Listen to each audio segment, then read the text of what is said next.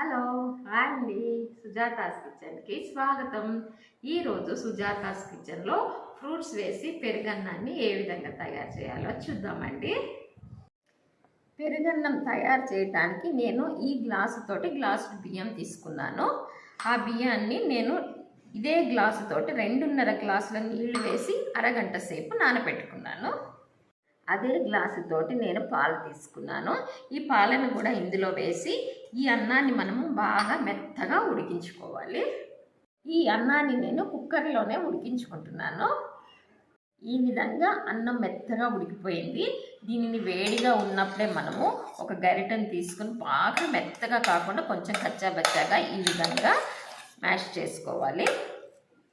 ఈ విధంగా చేసిన తర్వాత మనము దీనిని చల్లార్చి ఒక అరగంట సేపు మనం ఫ్రిడ్జ్లో ఉంచుకోవాలి. పెరుగన్నంలోనికి వేయడానికి ఇప్పుడు మనము తాలింపు రెడీ చేసుకుందాము. తాలింపు రెడీ చేయడానికి నేను కొద్దిగా ఆయిల్ వేస్తున్నాను. ఆయిల్ కొంచెం వేసుకుంటే సరిపోతుంది. ఇప్పుడు తాలింపులోనికి నేను కొద్దిగా మినప్పప్పు వేస్తున్నాను. మినప్పప్పు కొద్దిగా వేగాలి. ఇప్పుడు దీనిలోనికి కొద్దిగా ఆవాలు వేస్తున్నాను. కొద్దిగా జీలకర్ర వేస్తున్నాను. చిన్న అల్లం ముక్కని ఈ విధంగా తురిమి పెట్టుకున్నాను. దీన్ని కూడా దీంట్లో వేస్తున్నాను. 4 ఎండుమిరపకాయలు అండి, ఈ విధంగా చివరలు కట్ చేశాను. వీటిని కూడా దీంట్లో వేస్తున్నాను. కొద్దిగా కరివేపాకు వేస్తున్నాను.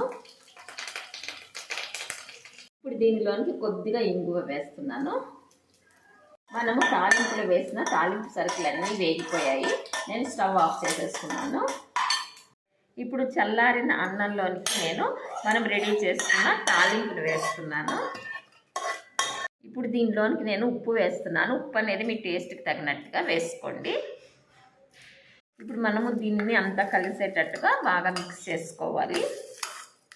పెరుగన్నం తయారు చేయడానికి నేను ఏ గ్లాసుతో అయితే బియ్యం తీసుకున్నానో అదే గ్లాసుతోటి 3 గ్లాసులు చిక్కటి పెరుగు తీసుకున్నాను. ఈ పెరుగు క్వాంటిటీ అనేది మీరు తినేదాన్ని బట్టి కూడా తీసుకోవచ్చండి. కొంచెం ఎక్కువ తీసుకోవచ్చు, లేదా కొంచెం తక్కువ కూడా చేసుకోవచ్చును. ఈ పెరుగుని మనము బీటర్ తోటి కొద్దిగా బీట్ చేసుకోవాలి. ఇప్పుడు ఈ పెరుగుని మనము రెడీ చేసి ఉంచుకున్న అన్నంలోకి నెమ్మదిగా వేస్తూ కలుపుకుంటూ ఉండాలి. ఇప్పుడు దీనిలోనికి కొన్ని యాపిల్ ముక్కలండి తొక్క తీసుకోసుకున్నాను, వీటిని వేస్తున్నాను. ఇప్పుడు దీనిలోనికి నేను సీడ్లెస్ నల్ల ద్రాక్ష వేస్తున్నానండి. నల్ల ద్రాక్ష మాత్రమే వేయాలి.